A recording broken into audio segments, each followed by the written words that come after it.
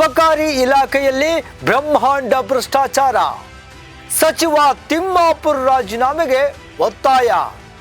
ಅನಧಿಕೃತ ಬಾರ್ ಲೈಸೆನ್ಸ್ಗಳದ್ದೇ ಕಾರುಬಾರು. ಸೂಕ್ತ ತನಿಖೆಯಾಗದಿದ್ರೆ ವ್ಯವಸ್ಥೆಯೇ ಬುಡಮೇಲು. ನಮಸ್ಕಾರ ಸ್ನೇಹಿತರೆ, BNN ಡಿಜಿಟಲ್ ಮಾಧ್ಯಮಕ್ಕೆ ಸ್ವಾಗತ. ನಾನು ನಾಗೇಶ್.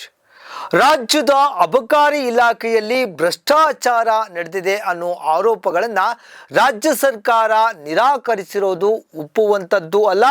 ಸರ್ಕಾರದ ವಿವರಣೆಯು ಸಮರ್ಪಕವಾಗಿಯೂ ಇಲ್ಲ. ಲೋಕಾಯುಕ್ತ ದಾಳಿಯ ಸಂದರ್ಭದಲ್ಲಿ ಬಯಲಾಗುತ್ತಿರುವ ಸಂಗತಿಗಳು ವರ್ತಕರ ಸಂಘಟನೆಗಳು ಮತ್ತು ವಿರೋಧ ಪಕ್ಷಗಳು ಮಾಡುತ್ತಿರುವ ಆರೋಪಕ್ಕೆ ಪುಷ್ಟಿಯನ್ನ ನೀಡುವಂತಿದೆ. ಈ ಆರೋಪಗಳೆಲ್ಲ ರಾಜಕೀಯ ಪ್ರೇರಿತ ಅಂತ ಹೇಳೋದು ಸರಿಯಲ್ಲ. ಇನ್ನು ಸದನದಲ್ಲಿ ಅಬಕಾರಿ ಇಲಾಖೆಯ ಭ್ರಷ್ಟಾಚಾರ ವಾಕ್ಸಮರಕ್ಕೆ ಕಾರಣವಾಗಿರೋದು ನಿಜಕ್ಕೂ ದುರಂತ. ಅಸಲಿಗೆ ಏನಿದು ಸ್ಟೋರಿ ನೋಡೋಣ ಬನ್ನಿ.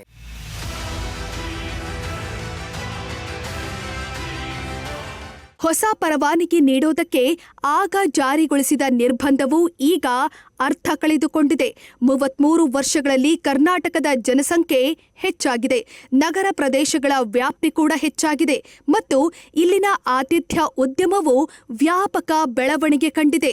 ಆದರೆ ಪರವಾನಗಿ ನೀಡುವ ವ್ಯವಸ್ಥೆಯು ಗತಿಸಿ ಹೋದ ಕಾಲಘಟ್ಟದಲ್ಲಿಯೇ ನಿಂತು ಬಿಟ್ಟಿದೆ. ಕೃತಕವಾದ ಕೊರತೆಯು ಪರವಾನಗಿಗಳನ್ನು ಮಾರಾಟ ಮಾಡಬಹುದಾದ ಸರಕನ್ನಾಗಿಸಿದೆ. ಪರವಾನಗಿ ಮಾರಾಟ ಖರೀದಿಗಾಗಿ ಒಂದು ಕಾಳ ಸಂತೆ ಸೃಷ್ಟಿಯಾಗಿದೆ. ಪರಿಣಾಮವಾಗಿ ರಾಜ್ಯ ಸರ್ಕಾರಕ್ಕೆ ವರಮಾನ ನಷ್ಟವಾಗುತ್ತಿದೆ. ಈ ಪರಿಸ್ಥಿತಿಯು ವ್ಯಾಪಾರ ವಹಿವಾಟಿನ ಮೇಲೆಯೂ ದುಷ್ಪರಿಣಾಮ ಬೀರಿದೆ. ಹೊಸದಾಗಿ CL9 ಪರವಾನಗಿ ಸಿಗುತ್ತಿಲ್ಲವಾದ ಕಾರಣದಿಂದಾಗಿ ಉದ್ಯಮಿಗಳು ಅನಿವಾರ್ಯವಾಗಿ CL7 ಪರವಾನಗಿಗೆ ಅರ್ಜಿ ಸಲ್ಲಿಸುತ್ತಿದ್ದಾರೆ. ಈ ಪ್ರಕ್ರಿಯೆಯಲ್ಲಿ ಪ್ರತಿ ಹಂತದಲ್ಲಿಯೂ ದೊಡ್ಡ ಮೊತ್ತದ ಲಂಚ ನೀಡಬೇಕಾಗುತ್ತೆ ಅನ್ನೋ ಆರೋಪವಿದೆ. ಹಿರಿಯ ಅಬಕಾರಿ ಅಧಿಕಾರಿಯೊಬ್ಬರು CL7 ಪರವಾನಗಿ ನೀಡೋದಕ್ಕೆ ಲಂಚ ಪಡೆಯುತ್ತಿದ್ದ ಆರೋಪದ ಅಡಿಯಲ್ಲಿ ಈಚೆಗೆ ಬಂಧನಕ್ಕೆ ಒಳಗಾಗಿರೋದು ವ್ಯವಸ್ಥೆಯಲ್ಲಿನ ಕೊಳಕಿಗೆ ಉದಾಹರಣೆ ಅಂತಿದೆ. ಅಷ್ಟೇ ಅಲ್ಲ, ಸಮಸ್ಯಾತ್ಮಕವಾಗಿರೋದು ವರ್ಗಾವಣೆಯೂ ಕೂಡ. ದಂಧೆ. ಇಲ್ಲಿ ಆಕರ್ಷಕ ಹುದ್ದೆಗಳನ್ನು ಖರೀದಿಸುವ, ಮಾರಾಟ ಮಾಡುವ ಕೆಲಸ ನಡೆಯುತ್ತೆ ಅನ್ನೋ ಆರೋಪವಿದೆ. ಇಂಥ ಹುದ್ದೆಗಳಿಗೆ ಬರಲು ಪಾವತಿ ಮಾಡಿದ ಅಧಿಕಾರಿಗಳಿಗೆ ತಮ್ಮ ಪಾವತಿಯನ್ನ ಮರಳಿ ಪಡೆಯುವ ಉದ್ದೇಶದಿಂದ ವರ್ತಕರನ್ನ ಬೆದರಿಸಲು ಹಾಗೂ ಅವರಿಂದ ಲಂಚ ಕೀಳಲು ಅಬಕಾರಿ ಕಾಯ್ದೆಯ ಅಂಶಗಳನ್ನು ದುರ್ಬಳಕೆ ಮಾಡಿಕೊಳ್ಳಲು ಅವಕಾಶ ನೀಡಲಾಗುತ್ತೆ ಎಂಬ ಆರೋಪವಿದೆ. ಇದರ ಜೊತೆಗಲ್ಲೇ ಮದ್ಯದ ಮೇಲಿನ ಅಬಕಾರಿ ಸುಂಕವನ್ನ ಪದೇ ಪದೇ ಅವೈಜ್ಞಾನಿಕವಾಗಿ ಹೆಚ್ಚು ಮಾಡಲಾಗುತ್ತಿದೆ.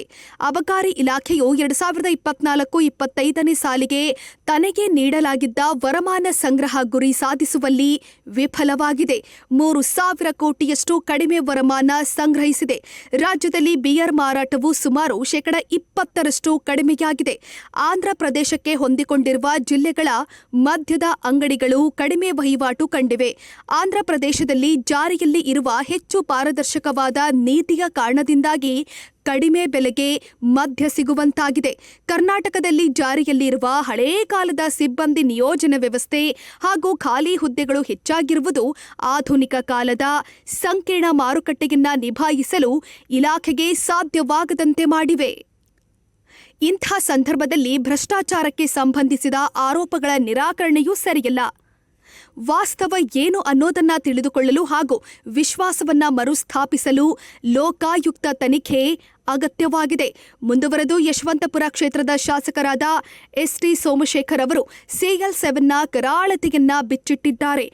ಅಬಕಾರಿ ಸಚಿವರಿಗೂ ಕೂಡ ಪರ್ಸನಲ್ ರಿಕ್ವೆಸ್ಟ್ ಮಾಡಿದ್ದಾನೆ, ದಯವಿಟ್ಟು ಯಾಕೆ ನಮ್ಮ ಯಶವಂತಪುರ ಕ್ಷೇತ್ರಕ್ಕೆ ಇಷ್ಟೊಂದು ಬಾರ್ ಅಂಡ್ ರೆಸ್ಟೋರೆಂಟ್ ಕೊಡ್ತಾ ಇದ್ದೀರಿ, ಸದ್ಯಕ್ಕೆ ನಿಲ್ಸಿ ಅಂತಂದ್ರೆ ನಿಲ್ಸಕ್ಕಾಗುದಿಲ್ಲ ಅಂತ ರಿಪ್ಲೈ ಕೊಡ್ತಾರೆ ಸನ್ಮಾನ್ಯ ಅಧ್ಯಕ್ಷರೇ. ಇವರು ಕಾನೂನು ಪ್ರಕಾರ ಕೊಡುವುದಾದ್ರೆ 29 CL7 ಕೂಡ ಕಾನೂನು ವ್ಯಾಪ್ತಿಯೊಳಗಡೆ ರದ್ದುಪಡಿಸಬೇಕಾಗ್ತಾರೆ ಸನ್ಮಾನ್ಯ ಅಧ್ಯಕ್ಷರೇ. 27 ಸನ್ನದಲ್ಲಿ ಇವ್ರು ಹೇಳೋ ಪ್ರಕಾರ ಟೂರಿಸ್ಟ್ನವ್ರು ಬರ್ತಾರೆ, ಹೋಟ್ಲಿಗೆ ಕೊಡ್ತಾರೆ ಅಂತ ಏನಾದ್ರು ಒಂದು ಪ್ರೂವ್ ಆದ್ರೆ ಸನ್ಮಾನ್ಯ ಅಧ್ಯಕ್ಷರೇ, ಇವತ್ತು ಅಸೆಂಬ್ಲಿಲಿ ನಾನು ಕಮಿಟ್ ಆಗ್ತಾ ಇದ್ದೀನಿ, ಪ್ರೂವ್ ಆದ್ರೆ ಅವತ್ತಿನ ಮಾರ್ನೆಗೆ ಈ ರಾಜೀನಾಮೆ ಕೊಟ್ಟು ನಾನು ಹೊರಗಡೆ ಹೋಗ್ತೀನಿ ಸನ್ಮಾನ್ಯ ಅಧ್ಯಕ್ಷರೇ. ಅಸೆಂಬ್ಲಿಲಿ ನಾನು ಇದನ್ನ ಪ್ರಾಮಿಸ್ ಮಾಡ್ತಾ ಇದ್ದೇನೆ. ಅನಧಿಕೃತವಾಗಿ ಬಾರ್ ಲೈಸೆನ್ಸ್ ಪಡೆದು ರೌಡಿಗಳಂತೆ ವರ್ತಿಸುತ್ತಿರುವುದನ್ನ ಸದನದಲ್ಲೇ ತರಾಟೆಗೆ ತೆಗೆದುಕೊಂಡಿದ್ದಾರೆ. ಮುಂದುವರೆದು ಸಚಿವ ತಿಮ್ಮಾಪುರ್ ಅವರು ಆರೋಪ ಸಾಬೀತಾದ್ರೆ ರಾಜೀನಾಮೆ ಕೊಡ್ತೀನಿ ಅಂತ ಸವಾಲ್ ಹಾಕಿದ್ದಾರೆ. ಅಬಕಾರಿ ಇಲಾಖೆಯನ್ನ ಭ್ರಷ್ಟಾಚಾರ ಕಿತ್ತು ತಿನ್ನುತ್ತಿರೋದಂತೂ ಸತ್ಯ. ಇದೇ ಸಂದರ್ಭದಲ್ಲಿ ಉತ್ತರದಾಯಿತ್ವ ಹಾಗೂ ರಚನಾತ್ಮಕ ಸುಧಾರಣೆಗಳು ಅಗತ್ಯ. ಹೊಸ ಪರವಾನಗಿ ನೀಡುವುದಕ್ಕೆ ಇರುವ ನಿರ್ಬಂಧವನ್ನು ಹೋಗಲಾಡಿಸಿ ಜನಸಂಖ್ಯೆಗೆ ಅನುಗುಣವಾಗಿ ಪಾರದರ್ಶಕವಾಗಿ ಪರವಾನಗಿ ನೀಡೋ ವ್ಯವಸ್ಥೆಯೊಂದು ಬರಬೇಕು. ಅಧಿಕಾರಿಗಳ ವಿವೇಚನಾ ಅಧಿಕಾರಕ್ಕೆ ಕಡಿವಾಣ ಹಾಕಬೇಕು. ಹೊರ ರಾಜ್ಯಗಳಲ್ಲಿ ಇರುವ ಮಾದರಿಯಲ್ಲೇ ಸುಂಕವನ್ನು ತರ್ಕಬದ್ಧ ಆಗಿಸಬೇಕು. ಅಧಿಕಾರಿಗಳ ವರ್ಗಾವಣೆಯನ್ನು ರಾಜಕೀಯದ ಪ್ರಭಾವದಿಂದ ರಕ್ಷಿಸಬೇಕು. ಅಬಕಾರಿ ಇಲಾಖೆ ಇರೋದು ಬಹಳ ಸಂಕೀರ್ಣವಾದ ಉತ್ಪನ್ನವೊಂದರ ಮೇಲೆ ಕಾನೂನಿನ ನಿಯಂತ್ರಣ ಇರಿಸಲು ಹಾಗೂ ಸರ್ಕಾರದ ವರಮಾನವನ್ನು ರಕ್ಷಿಸೋದಕ್ಕೆ. ಆದರೆ ಇವತ್ತು ಇದು ಕೆಲವು ವರ್ಗದವರು ಹೇಗಾದರೂ ಮಾಡಿ ತಮ್ಮ ಸಂಪತ್ತನ್ನು ಹೆಚ್ಚಿಸಿಕೊಳ್ಳೋ ಕೆಲಸಕ್ಕೆ ನೆರವಾಗುವ ವ್ಯವಸ್ಥೆಯಂತೆ ಆಗಿಬಿಡುವ ಅಪಾಯವನ್ನು ಎದುರಿಸ್ತಾ ಇದೆ. ಎಚ್ಚರಿಕೆಯ ಕರೆಗಂಟೆಯನ್ನು ಮರೆಮಾಚೋದ್ರಿಂದ ಸಮಸ್ಯೆ ಪರಿಹಾರ ಆಗೋದಿಲ್ಲ.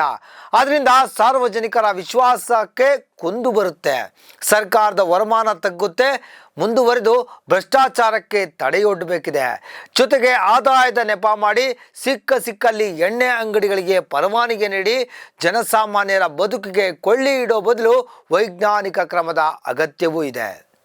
ನೋಡಿದ್ರಲ್ಲ ವೀಕ್ಷಕರೇ, ಈ ಮಾಹಿತಿ ನಿಮಗೆ ಇಷ್ಟವಾಗಿದ್ದಲ್ಲಿ ಲೈಕ್ ಮಾಡಿ, ಶೇರ್ ಮಾಡಿ, ನಮ್ಮ ಚಾನಲನ್ನು ಸಬ್ಸ್ಕ್ರೈಬ್ ಮಾಡಿ.